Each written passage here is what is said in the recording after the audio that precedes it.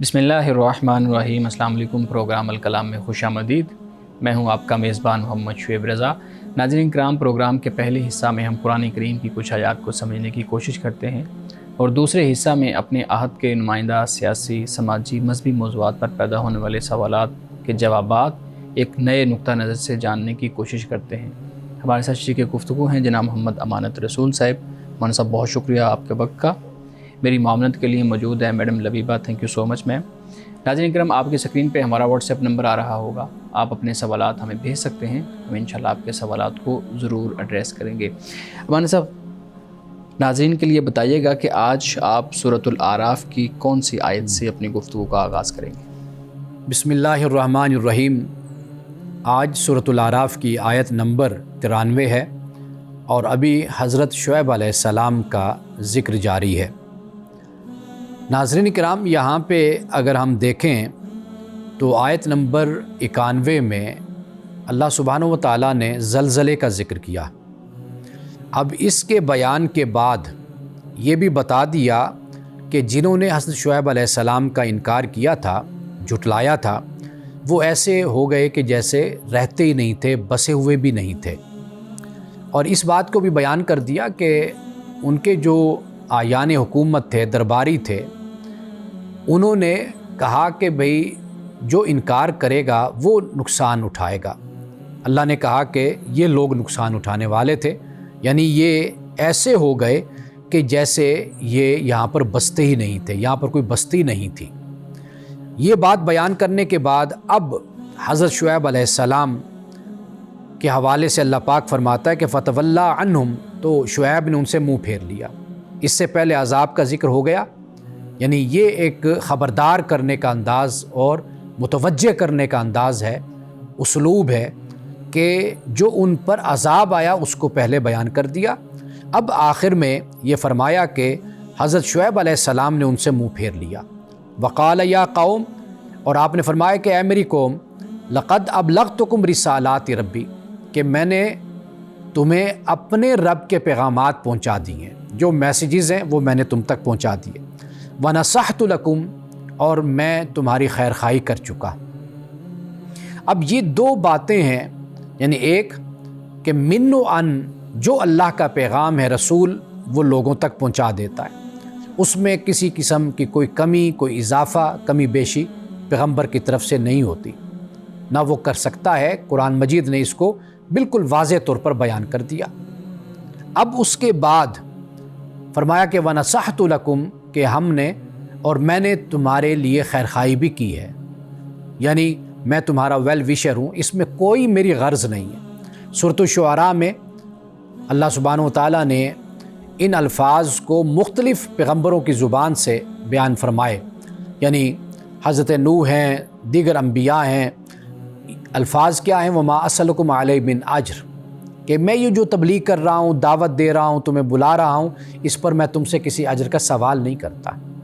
میرا اجر میرے خدا پر ہے، وہ مجھے اجر اس کا عطا کرے گا۔ یعنی میں صرف اور صرف یہ جو تمہیں تبلیغ کرتا ہوں، تمہیں دعوت دیتا ہوں، تو یہ اللہ سبحانہ و تعالیٰ کا حکم ہے، اور اللہ کا حکم اور اللہ کا کلام اور اللہ کی بات میں تم تک پہنچا رہا ہوں، اور یہ سب کام میں کرتا ہوں بالکل خیر خواہی کے جذبے سے۔ فَكَيْفَ آسَىٰ عَلَىٰ قَوْمٍ كَافِرِينَ، تو پھر فرمایا کہ اب میں کیا افسوس کروں منکرین پر، یعنی جب پیغام پہنچ گیا، سب کچھ معاملات طے ہو گئے، اللہ کی طرف سے آنے والی وحی پہنچا دی گئی، اب سوائے افسوس کے کیا کیا جا سکتا ہے اس قوم پر کہ جس کو اتنا موقع ملا، مہلت ملی، مدت ملی، اس کے باوجود بھی اللہ کی رحمت کے حقدار بننے کے بجائے عذاب کے مستحق بن گئے۔ اب اس کے بعد فرمایا کہ وما ارسلنا فی قریۃ من نبی الا اخذنا اہلہا بالباساء والضراء لعلہم یضرعون، اور ہم نے جس بستی میں بھی کوئی نبی بھیجا اس کے باشندوں کو ہم نے سختی اور تکلیف میں مبتلا کیا۔ کیوں تکلیف میں مبتلا کیا؟ لعلہم یضرعون، تاکہ وہ گڑ گڑائیں۔ یعنی اگر زندگی میں انسان کی کوئی آزمائش آتی ہے، کوئی تنگی آتی ہے، تو اس کا مقصد یہ ہے کہ انسان اللہ کی طرف متوجہ ہو جائے، اللہ کی بارگاہ میں حاضر ہو، توبہ کرے۔ اب یہ جو تکلیف آتی ہے رسولوں کی زندگی میں، ان کے ماننے والوں پر بھی تکلیف ہے۔ قرآن مجید نے اس کو کئی اور مقام پر بھی بیان کیا، یعنی مثال کے طور پر قرآن یہ بیان کرتا ہے سورۃ البقرہ میں کہ رسول اللہ صلی اللہ علیہ وسلم کی خدمت میں مسلمان حاضر ہوتے ہیں اور یہ عرض کرتے ہیں کب اللہ کی مدد اترے گی، یعنی مسلمانوں پر بڑی تکلیف کا وقت تھا اور وہ زمانہ تھا، وہ دور تھا۔ تو قرآن پاک نے بیان کیا کہ پہلے جو رسول تھے ان کی امتوں پر بھی، ماننے والوں پر بڑے بڑے تکلیفیں آئی تھیں، اور اس حد تک تکلیفیں آئیں، وہ زلزلو کہ ہلا دیے گئے، وہ حتیٰ یقول الرسول، یہاں تک کہ رسول یہ کہنے لگا کہ متى نصر اللہ، اللہ کی مدد کب آئے گی؟ فرمایا الا ان نصر اللہ قریب، خبردار بے شک اللہ کی مدد قریب ہے۔ تو لہٰذا یہ اللہ کی طرف سے آزمائش ہوتی ہے مومنین کی تیاری کے لیے۔ اسی طرح سورۃ الکہف میں بھی ہم دیکھتے ہیں، تو آزمائش اور امتحان میں جو امت، جو قوم پورا اترتی ہے تو پھر ان کے لیے نعمت کے دروازے کھول دیے جاتے ہیں۔ اب اس کے بعد فرمائے ثم بدلنا مکان السیئۃ الحسنۃ حتی عفوا وقالوا قد مس آباءنا الضراء والسراء فاخذناہم بغتۃ وہم لا یشعرون، پھر ہم نے دکھ کو سکھ سے بدل دیا۔ قرآن مجید نے ایک اور مقام پر جو یہ فرمایا وَلَنَبْلُوَنَّكُمْ بِشَيْءٍ مِّنَ الْخَوْفِ وَالْجُوعِ وَنَقْصٍ مِّنَ الْأَمْوَالِ وَالْأَنفُسِ وَالثَّمَرَاتِ، یہ آزمائش ہے جو اللہ تعالیٰ اپنے بندوں کو آزماتا ہے، مومنین کو آزماتا ہے۔ تو یہاں پر جب آزما لیا تو پھر اس کے بعد صحابہ کے لیے، مسلمانوں کے لیے پھر نعمتوں کے دروازے پھر کھل گئے۔ تو یہاں یہی بات بیان کی، فرمایا پھر ہم نے دکھ کو سکھ سے بدل دیا، یہاں تک کہ انہیں خوب ترقی ہوئی، اور وہ پھر کہنے لگے کہ تکلیف اور خوشی تو ہمارے باپ دادوں کو بھی پہنچی رہی ہے، پھر ہم نے ان کو اچانک پکڑ لیا اور اس کا گمان بھی نہیں رکھتے تھے۔ یعنی یہ جو باپ دادا کی بات کرتے ہیں کہ بھئی یہ تو معمول کا حصہ ہے، آ جاتی تکلیف، یعنی رسول موجود ہے، آنے والی تکلیف یا کوئی مصیبت یا ابتلا، آزمائش، اس سے انسان کو خبردار ہو کر اپنے رب کی طرف پلٹنا چاہیے، توبہ کرنی چاہیے۔ لیکن ان کا رویہ کیا ہوتا تھا کہ نہیں یہ تو ایسا ہی ہے، بس چلتا رہتا ہے معاملہ، پہلے بھی ایسے ہوتا تھا۔ لیکن پھر اس کے بعد فرمایا کہ فَأَخَذْنَاهُمْ بَغْتَةً وَهُمْ لَا يَشْعُرُونَ، کہ پھر ان کو پکڑ لیا اللہ سبحانہ وتعالیٰ نے اچانک، اور پھر اس کے بارے میں ان کا خیال بھی نہیں تھا، ان کا گمان بھی نہیں تھا یہ۔ اب اس کے بعد فرمایا وَلَوْ أَنَّ أَهْلَ الْقُرَىٰ آمَنُوا وَاتَّقَوْا، اور اگر بستیوں والے ایمان لاتے اور تقوی اختیار کرتے، لَفَتَحْنَا عَلَيْهِمْ بَرَكَاتٍ مِّنَ السَّمَاءِ، تو ہم ان پر پھر برکتوں کے دروازے آسمان سے کھول دیتے، وَالْأَرْضِ، اور زمین سے، وَلَٰكِنْ كَذَّبُوا، لیکن انہوں نے جھٹلایا، فَأَخَذْنَاهُمْ بِمَا كَانُوا يَكْسِبُونَ، تو ہم نے ان کو پکڑی لیا بسبب اس کے کہ جو یہ کرتے تھے، یعنی ان کے اعمال اور کرتوت کا جو نتیجہ ہے، وبال ہے، وہ ان کو اللہ سبحانہ وتعالیٰ فرماتا ہے کہ ہم نے ان کو دیا۔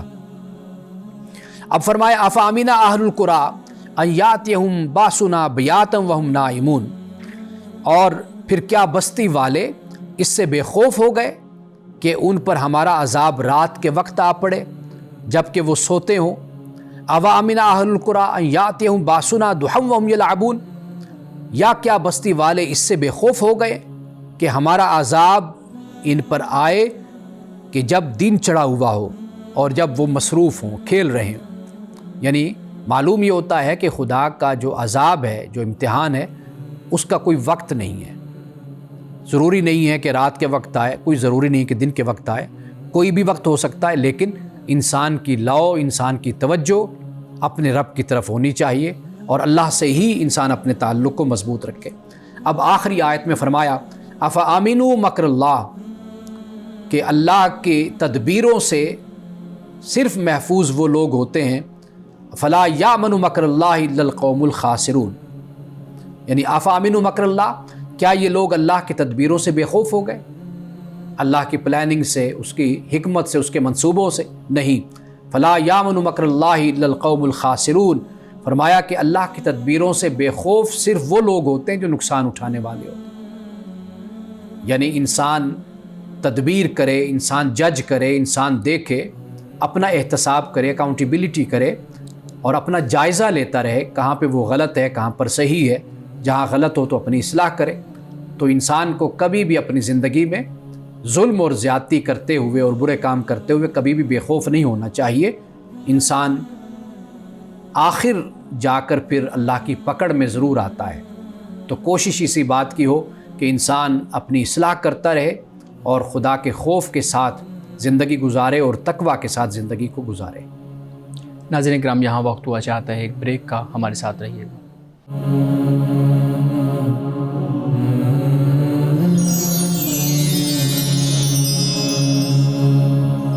پروگرام میں ایک دفعہ پھر خوش آمدید۔ مولانا صاحب، زمین سے آسمان سے برکتوں کے دروازے کھل جائیں گے، ہم دروازے کھول دیں گے۔ زمین سے تو چلیں سمجھ آتی ہے کہ اللہ رب العزت کی طرف سے نعمتیں ہوں گی، جو ہے نا اناج ملے گا، ایک آسودگی ملے گی۔ آسمان سے برکتوں کے دروازے کھلنے کا مطلب کیا ہے کہ لائف آفٹر دا ڈیتھ جو ہے اس میں؟ دیکھیے، آسمان سے دروازے جو کھلتے ہیں نا، زمین بھی اسی وقت ہی سرسبز و شاداب ہوتی جب آسمان سے پانی برستا ہے۔ تو اللہ سبحانہ و تعالیٰ جب آسمان کا ذکر کرتا ہے، بلندی یعنی وہاں سے بہت کچھ زمین پر اترتا ہے۔ قرآن مجید میں اسی سورۃ الاعراف میں ہم نے پڑھا کہ پانی کا جو ذکر ہوتا ہے، تو پانی کا ذکر تو اللہ پاک جب یہ فرماتا ہے کہ نازل کرتا ہے اور زمین کو زندہ کرتا ہے پانی سے، تو پانی آسمان سے آتا ہے، بلندی سے آتا ہے، اور پھر اس سے کیا ہوتا ہے کہ مردہ زمین کو خدا زندہ کر دیتا ہے۔ ایک تو یہ بات ہو گئی۔ اسی طرح قیامت کے دن بھی مردوں کو اللہ زندہ کرے گا۔ دوسری بات یہ ہے کہ ایمان انسان میں زندہ ہوتا ہے، یعنی مردہ دل ہوتے ہیں تو وحی کے ذریعے سے زندہ ہوتے ہیں، تو وحی کو بھی بارش سے، پانی سے تشبیہ دی گئی۔ تو لہٰذا آسمان سے بلندی سے جو آتا ہے، خدا کی وحی آتی ہے، برکتیں آتی ہیں، رحمتیں اترتی ہیں۔ ہمارے ہاں جو استعارہ ہے، ہم جو بات کرتے ہیں تو ہم اوپر کی طرف دیکھتے ہیں کہ اے خدا، تو یہ بلندی کی طرف اشارہ ہوتا ہے۔ تو لہٰذا جب آسمان کہا گیا تو گویا کہ خدا کی طرف سے، اللہ کی طرف سے برکتوں کا اترنا، رحمتوں کا اترنا، اور وہ ہمیشہ انہی پر اترتی ہیں جو اس کے فرما بردار ہوتے ہیں، اس کے پیغمبر کی اطاعت کرنے والے ہوتے ہیں۔ صحیح۔ مولانا صاحب، ہمارے ناظرین کے بہت زیادہ سوالات ہیں، آپ کے سامنے رکھتا ہوں۔ پوچھتے ہیں جی، اولاد اگر نافرمانی کرے اور والدین اس کی گرفت میں آئیں تو اسلام اس صورت میں اس صورتحال کو کیسے دیکھتا ہے، کیسے بیان کرتا ہے؟ اولاد نافرمانی کرے تو والدین کیا؟ والدین اس کی گرفت میں آئیں تو اسلام اس صورت میں کیسے، اسلام اس صورتحال کو کیسے دیکھتا ہے؟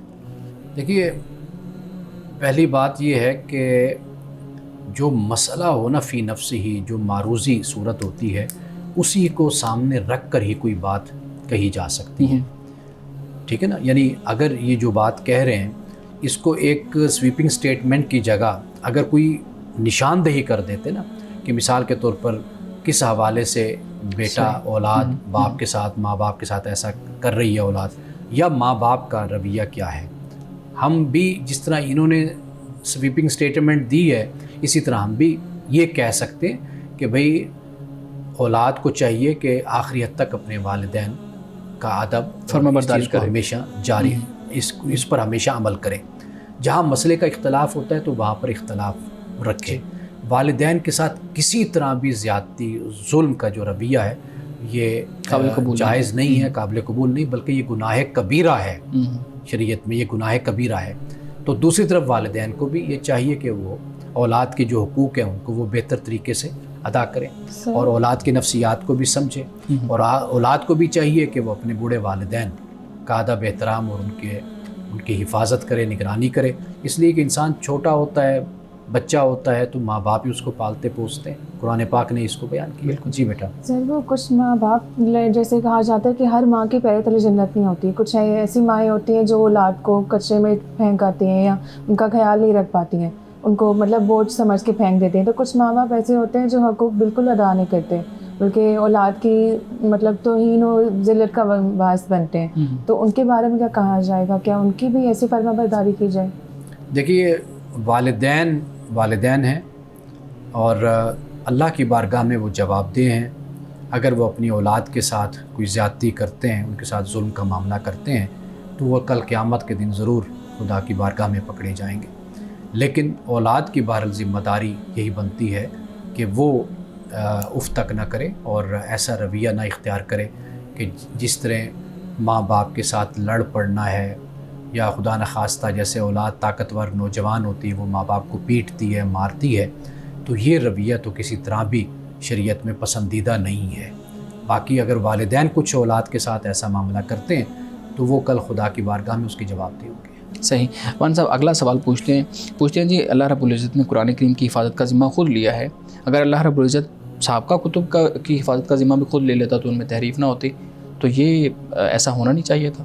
دیکھیے، قرآن کہتے ہیں اللہ اعلم حیث یجعل رسالتہ، اللہ زیادہ بہتر جانتا ہے کہ اس نے اپنی رسالت کو کہاں رکھنا ہے، یعنی کسے رسول بنانا ہے۔ یہ معاملات وہ ہیں جو خدا کی ذات سے متعلق ہیں۔ اللہ سبحانہ و تعالیٰ کی حکمت یہی ہے کہ اس نے باقی کتابیں ان کی حفاظت کی ذمہ داری نہیں لی، قرآن مجید کی حفاظت کی ذمہ داری لی۔ کچھ احکام کا معاملہ تھا کہ جو وقت کے ساتھ تبدیل ہوئے، جن میں تبدیلی ہونی تھی، اور کچھ یہ تھا کہ انسانی ذہن، فکر، اس کو ایک پروان چڑھا کر ایک مقام تک لانا تھا۔ بہت سی حکمتیں ہیں کہ جس کی بنیاد پر اللہ تعالیٰ نے قرآن کی حفاظت کا ذمہ بھی لیا۔ اور پھر ہم قرآن کو تورات اور انجیل سے کیوں جدا کرتے ہیں؟ تورات اور انجیل وہ بھی اللہ کی کتاب تھی، اللہ نے اپنی اسی کتاب کے کئی احکام قرآن میں بھی بیان کیے ہیں۔ قرآن کو مصدق کہا، یعنی وہ پہلی کتابوں کے مصداق بھی ہے اور پہلی کتابوں کی وہ تصدیق کرنے والی بھی ہے۔ تو ما کنت بدعا من الرسل، کہ نبی آپ کہہ دیجئے کہ میں کوئی نیا رسول تو نہیں ہوں، میں بھی اسی سلسلے کی ایک کڑی ہوں۔ تو لہٰذا ان معاملات کو اس طرح دیکھنے کی ضرورت ہے۔ صحیح۔ پوچھتے ہیں جی، اگر ایک شخص مسجد میں نہیں جا سکا، گھر میں نماز پڑھ رہا ہے، تو کیا ضروری ہے کہ وہ وہاں بھی اقامت کہے گا اور پھر اس کے بعد نماز ادا کرے گا؟ انفرادی نماز کے لیے تو اقامت نہیں، یعنی جیسے ہم نماز پڑھتے ہیں تو ہم اپنی نماز ادا کر لیتے ہیں، لیکن آپ جب کوئی جماعت کرواتے ہیں تو اس کے لیے کہا جاتا ہے کہ اقامت نہیں، یہ کیوں ضروری ہے؟ یہ بھی بیان کر دیں کہ اقامت کہنا کیوں ضروری ہے؟ دیکھیے، ایک تو یہ ہے کہ اقامت نماز جماعت میں کیوں ضروری ہے۔ جی۔ اقامت دیکھیے، ایک تو اعلان ہو جاتا ہے نا کہ یعنی اب نماز جماعت کھڑی ہونے لگی ہے، نماز اب کھڑے ہونے والی ہے، تو ایک اعلان ہو جاتا ہے۔ اور پھر یہ ہے کہ اس میں جو کلمات ہیں وہ کلمات ایسے ہیں کہ جو نمازیوں کو اپنی طرف متوجہ کرتے ہیں کہ اب جو لوگ مسجد میں آ گئے یا اس ایریا میں بیٹھے ہوئے ہیں وہ مسلمان ہیں، تو ان کو آگاہ کیا جا رہا ہے کہ اب آپ نماز کے لیے آ جائیں۔ یعنی مثال کے طور پر اگر بغیر اقامت کے ہی نماز شروع کر دی جائے تو آپ خود دیکھ لیجئے کہ بہت سے لوگ پھر نماز سے محروم ہو جاتے ہیں۔ صحیح۔ اگلا سوال پوچھتے ہیں جی کہ انسان جب کوئی غلطی کرتا ہے تو اس کو شیطان ابھارتا ہے، جی، شیطان اس کو بہکاتا ہے تو وہ غلطی کرتا ہے۔ شیطان کو تکبر کرنے پہ کس نے ابھارا تھا؟ شیطان کو تکبر کرنے پہ کس نے ابھارا تھا؟ دیکھیے، انسان جو کرتا ہے نا وہ خود اس کا ذمہ دار ہوتا ہے۔ یہ تصور ہی بنیادی طور پر غلط ہے کہ کوئی شیطان اس کو زبردستی گناہ کی طرف اس کو لاتا ہے۔ قرآن مجید نے اس کو بیان کیا ہے کہ شیطان قیامت کے دن یہ بات کہے گا کہ میں نے تو تم کو صرف دعوت دی تھی، انوائٹ کیا تھا، تمہیں بلایا تھا، میں نے کوئی زبردستی تم سے گناہ نہیں کروایا تھا۔ تو لہٰذا بنیادی تصور ہی غلط ہو جاتا ہے کہ انسان کو کوئی شیطان زبردستی بلا کر کے انسان کو گناہ کرواتا ہے۔ تو باقی جو شیطان کا معاملہ ہے، اللہ سبحانہ و تعالیٰ کی وہ بھی ایک مخلوق ہے۔ اب اس کے اندر جو جذبات ہیں اور جو اس کے اندر شرپسندی ہے، وہ ہمارے لیے اس میں سبق ہے کہ ہم اپنے آپ کو اس سے بچائیں کہ جو خدا کی نافرمانی کی طرف ہمیں لے کر جاتا ہے۔ ہم اس سے دوستی اور تعلق قائم کریں کہ جو ہمیں خدا کی محبت میں اور خدا کی اطاعت اور فرمانبرداری میں لے کر جاتا ہے۔ لیکن سر، اگر ایک ایسی چیز کا خیال آپ کے دماغ میں آتا ہے جو کبھی تھا ہی نہیں، آپ نے کبھی اس بارے میں سوچا ہی نہیں، اب شیطانی وسوسہ ایک دم سے آپ کے دماغ میں ڈالا جاتا ہے تو آپ سوچیں گے اس بارے میں، پھر سوچ کو امپلیمنٹ کریں گے، پھر ایکشن ہوگا، تو وہ شیطان کا قصور نہیں ہے کیا؟ دیکھیے، اسلام آپ کو یقین کی بات کرتا ہے۔ انسانی زندگی میں بہت سے مسائل اسی گمان، ظن اور انہی وسوسوں کی وجہ سے ہوتے ہیں۔ جی، قرآن مجید، رسول اللہ کی سنت، آپ کی حدیث ہمیں جو تعلیم دیتی وہ یہ ہے کہ جو یقین کی بات ہے نا، جس پر آپ کو یقین اور بھروسہ ہے، بس آپ وہ چلیں، وہ آپ کے لیے در حقیقت حجت ہے۔ باقی جو وسوسے ہیں، خیالات ہیں، گمان ہیں، ظن ہیں، اس سے اسلام نے کبھی بھی ہمیں اس کا پابند نہیں کیا کہ ہم ضرور اس پر سوچیں یا اس پر ہم اپنی توجہ لگائیں۔ تو لہٰذا جن چیزوں کا تعلق ہی شک اور شبے سے ہو جاتا ہے، ان کو اپنے دل میں، اپنے دماغ میں جگہ دینے کی ضرورت ہی نہیں ہے۔ سر، ہم اسے آئیڈینٹیفائی کیسے کر سکتے ہیں کہ یہ وسوسہ ہے اور یہ خدا کی طرف سے آیا ہوا خیال ہے؟ کیسا خیال ہے جو آپ کو گناہ کی طرف بھی لے کے جا سکتا ہے اور ثواب کی طرف بھی لے کے جا سکتا ہے؟ تو اب اس خیال کو آپ کیسے سیپریٹ کریں گے کہ اللہ تعالیٰ کی طرف سے آیا ہے یا شیطان نے آپ کا وسوسہ ہے؟ دیکھیے واضح بات ہے کہ جو اچھا کام ہوگا، اچھا عمل ہوگا، اچھی بات ہوگی، وہ خدا کی طرف سے ہوگی. سر ایک بات ہے جو اچھی بھی ہو سکتی ہے اور بری بھی ہو سکتی ہے. آپ اس کی مثال دیں گی تو پھر ہم اس پر بات کریں گے. ہم اس سوال پہ بریک کے بعد اس پہ بات کر سکتے ہیں. ناظرین کرام یہاں وقت ہوا جاتا ہے ایک بریک کا، ہمارے ساتھ رہیے گا.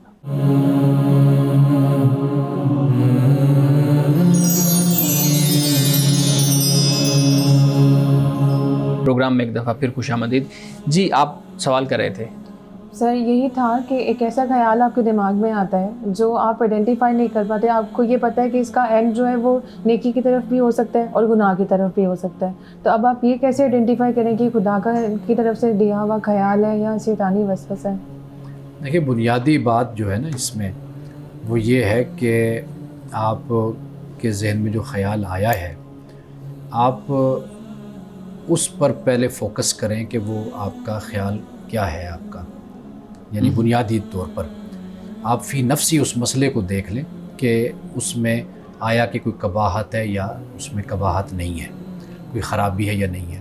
اگر اس میں خرابی نہیں ہے تو آپ اس کو اختیار کر لیں، لیکن اس کو اختیار کرنے میں بھی حسن نیت اپنی بنیاد بنائیں کہ آپ جو کر رہے ہیں وہ آپ اچھی نیت کے ساتھ آپ اس کو سر انجام دے رہے ہیں. حلال کام ہے، اچھا کام ہے، خیر کا کام ہے، اچھی نیت کے ساتھ آپ اس کو سر انجام دے رہے ہیں. نتیجہ رب پہ چھوڑ دیں. اب اس کا نتیجہ کیا نکلتا ہے کیا نہیں نکلتا تو وہ اللہ سبحانہ و تعالیٰ بہتر جانتا ہے. انسان پابند اس چیز کا ہے کہ اس کی نیت کا قبلہ درست ہونا چاہیے اور وہ صحیح وقت میں اور حکمت کے ساتھ ایک کام کو سر انجام دے.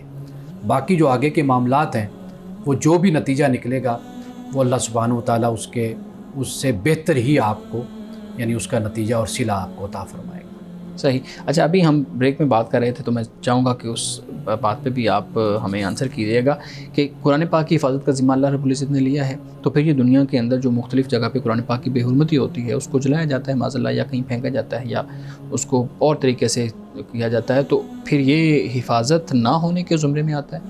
دیکھیے حفاظت جو ہے نا قرآن مجید کی وہ یہ ہے کہ قرآن مجید کی آیات صورتیں بیان اس میں کسی قسم کی کوئی تبدیلی نہیں کر سکتا کوئی انسان، تحریف نہیں کر سکتا.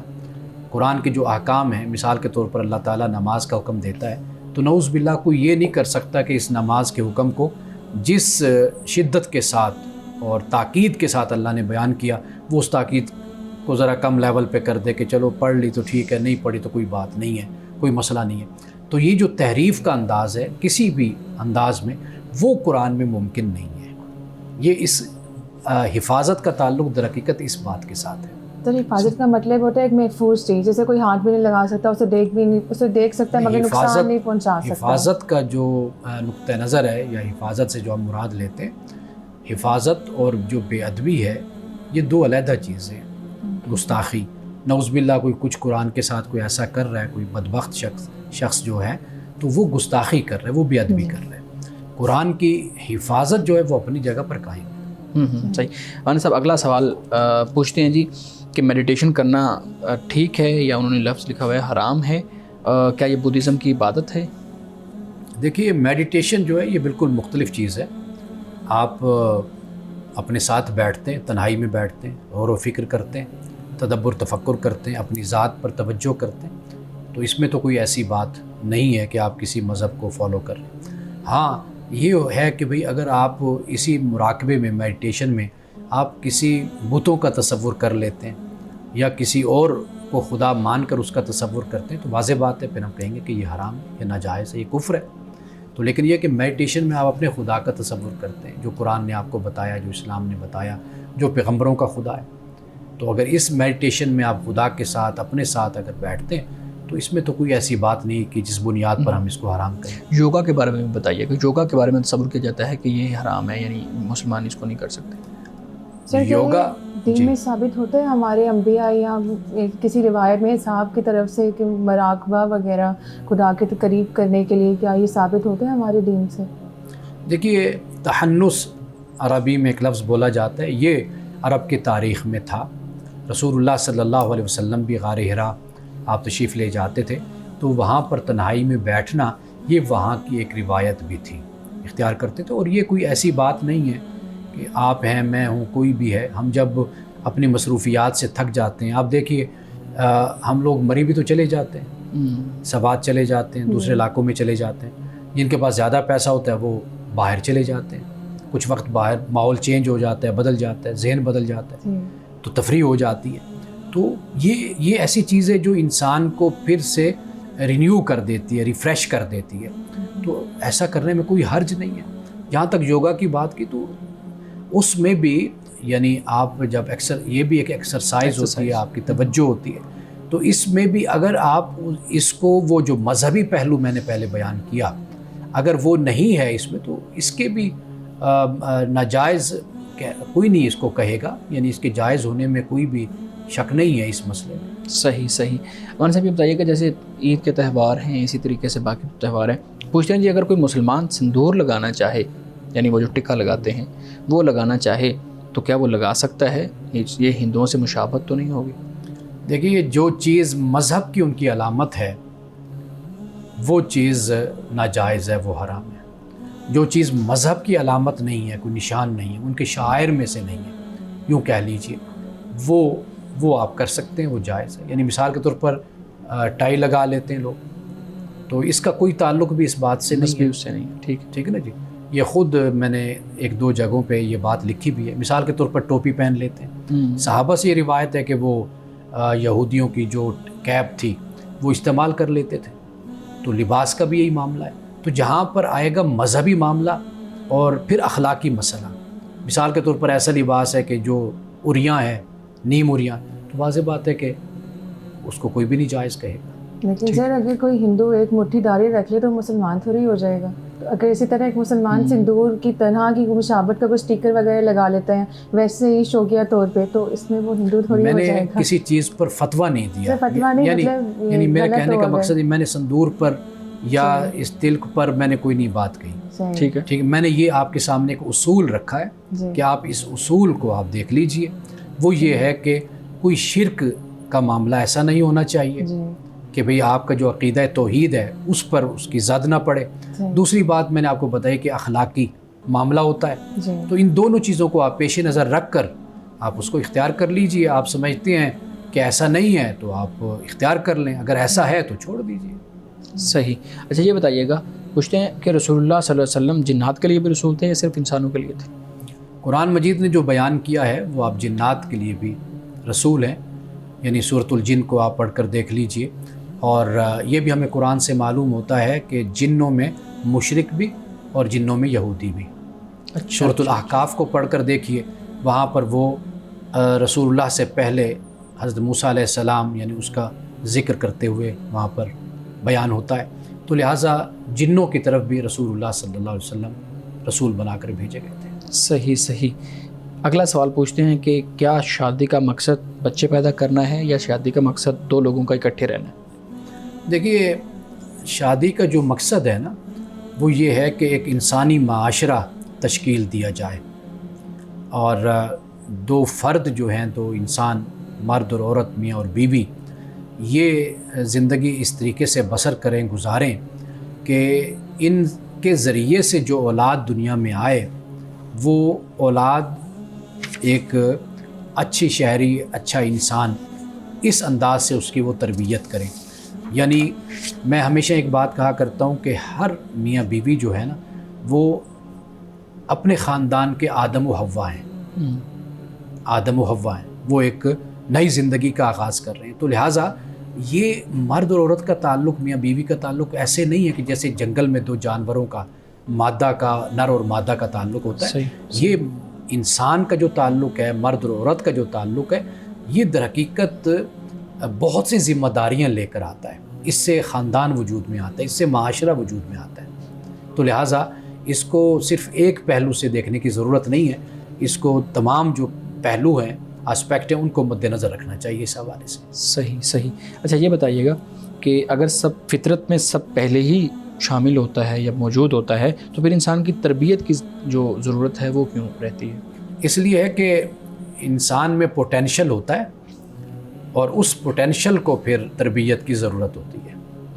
یعنی مثال کے طور پر شیر ہے یا کوئی بھی جانور ہے, آپ اس کو تربیت نہیں دے سکتے کسی حوالے سے, لیکن انسان کے اندر یہ صلاحیت، یہ اہلیت، یہ جوہر ہوتا ہے کہ اگر اس کو تربیت دی جائے تو یہ اس پر عمل کرتا ہے، اس کو اختیار کر لیتا ہے۔ تو لہٰذا انسان میں اللہ تعالیٰ نے فطرت رکھی ہے، خیر و شر کا شعور رکھا ہے، اپنا شعور رکھا ہے، لیکن اس کو پالش کی بھی ضرورت ہوتی ہے، اس کو تربیت کی بھی ضرورت ہوتی ہے۔ تو تربیت ہوگی تو پھر ایک انسان ایک اچھا انسان بنے گا۔ ناظرین کرام، یہاں وقت ہوا چاہتا ہے ایک بریک کا، ہمارے ساتھ رہیے گا۔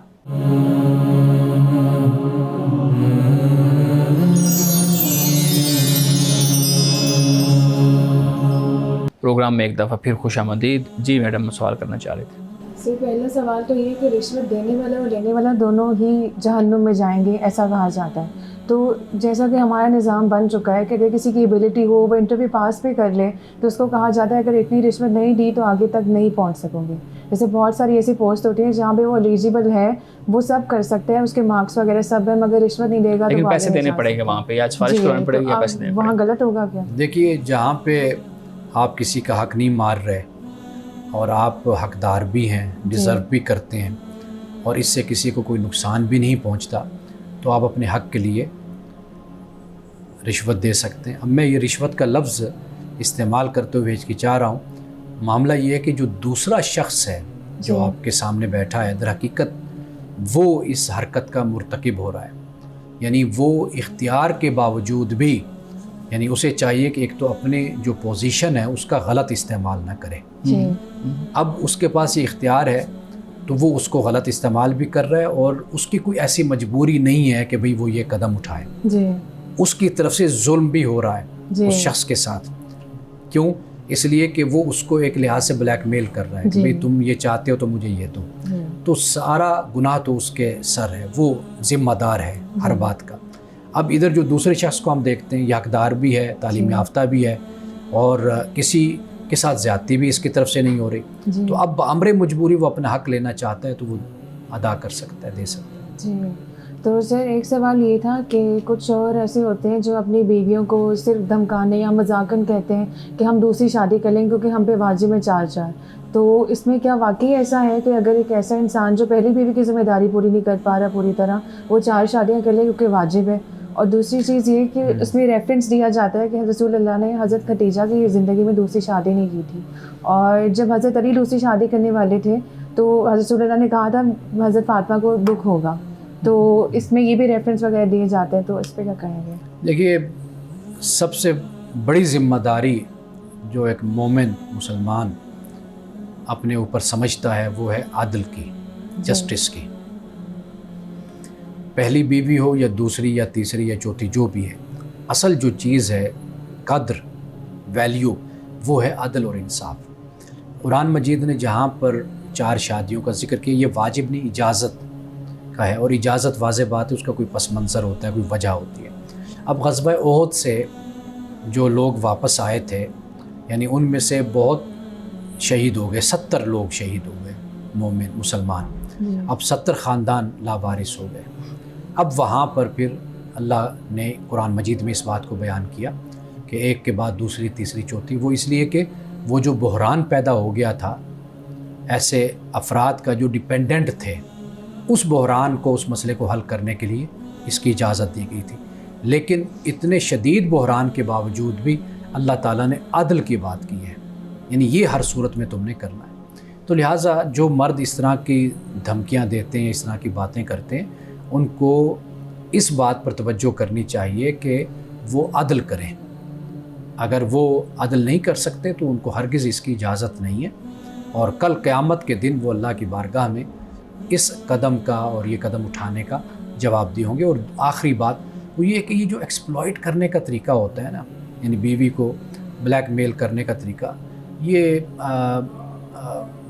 خاندانی لوگوں کا یہ رویہ طریقہ نہیں ہوتا۔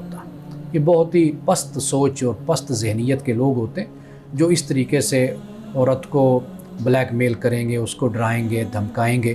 تو لہٰذا جو شخص بھی خود کو سمجھتا ہے میں مسلمان ہوں، مومن ہوں، تو اس کو در حقیقت عدل پر اس کو توجہ کرنی چاہیے۔ تو سر ایک ایسا انسان جو عدل کر سکتا ہے اور اس پہ واجب ہے، اسے اجازت ہے، تو کیا اس کو اپنی پہلی بیوی کی اجازت لینا ضروری ہے کیا؟ دیکھیے، اجازت کی تو ضرورت نہیں ہوتی، لیکن عورت کے حقوق کو محفوظ رکھنا یہ اس پر لازم اور ضروری ہے. یعنی مثال کے طور پر اگر عورت سے اجازت نہیں لی، عورت کو پتہ ہے کہ بھئی یہ تو میرے حقوق، بچوں کے حقوق نہیں ادا کر رہا، وہ عدالت کا دروازہ کھٹکھٹا سکتی ہے، وہ گھر کے افراد ہو سکتے ہیں، پنچایت ہو سکتی ہے، وہ بزرگ ہو سکتے ہیں کہ بھئی اس کو کہاں دوسرے کی اجازت دی جائے، یہ تو ابھی میرے حقوق پورے نہیں ادا کر رہا. تو وہاں پر پھر اس کو روکا بھی جا سکتا ہے اس کام سے. لیکن قانون تو یہ کہتا ہے نا کہ اس کو اجازت لینے کی ضرورت ہے. لیکن ہمارے قانون میں یہ ہے کہ اجازت لینی چاہیے اس کو.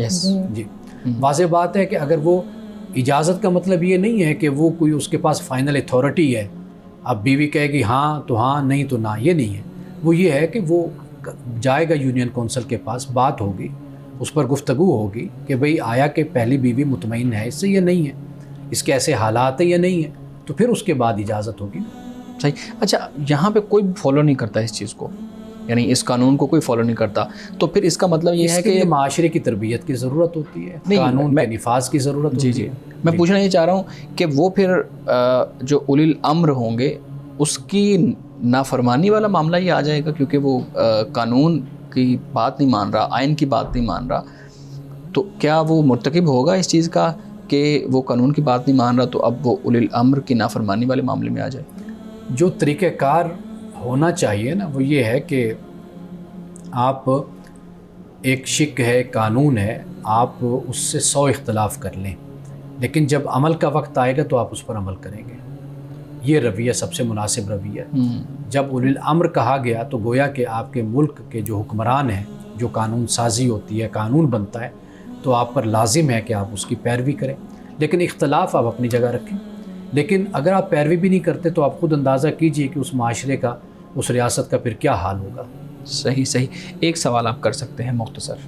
سر وہ یہ تھا کہ اگر مذاق میں نکاح کیا جائے جس میں جاب و قبول نہیں ہو گئے ہوں، لیکن ویسے دعا وغیرہ کی جائے اور ویسے مذاق میں ایک نکاح کر دیا جائے 2 لوگوں کا، کیا وہ واقعی نکاح ہو جاتا ہے؟ دیکھیے جو نکاح کی شرائط ہیں اگر وہ پوری نہیں ہوتی تو نکاح نہیں ہوتا. اگر ان شرائط، ان سب باتوں کے ساتھ نکاح ہوتا ہے.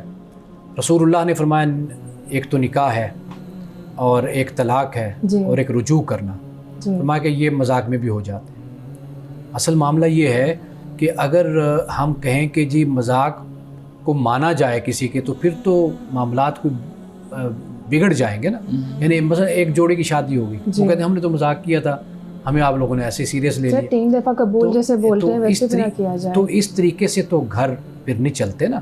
یعنی اس طریقے سے مثلا کوئی طلاق دے دے، پھر وہ کہے جی میں نے تو طلاق نہیں دی تھی، میں نے تو مذاق کیا تھا. اسی طرح کوئی رجوع کر لے یا رجوع نہ کرے تو وہ کہے جی میں نے تو مذاق کیا تھا. تو یہ مذاق کا معاملہ نہیں، کلیئرٹی ہونی چاہیے. اس لیے تو اگر اس کو مذاق بنا لیا جائے گا نا، یا کوئی کہے گا جی اس کے مذاق کا ہی اعتبار کر لیا جائے گا، تو پھر انسانی معاشرت، خاندان اور یہ پورا نظام پھر درہم برہم ہوگا. امان صاحب آج کے حدیث مبارکہ بیان کیجیے گا.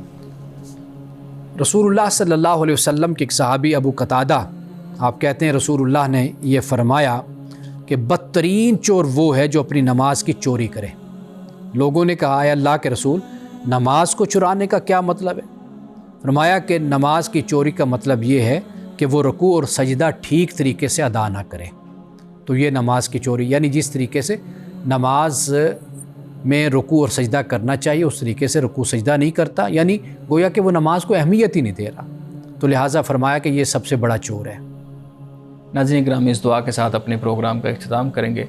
اللہ رب العزت حسن کلام اور تاثیر کلام عطا فرمائے، ہماری زبان کی گروں کو کھول دے اور سننے والوں تک خیر کا پیغام پہنچے. اجازت دیجیے، خدا حافظ.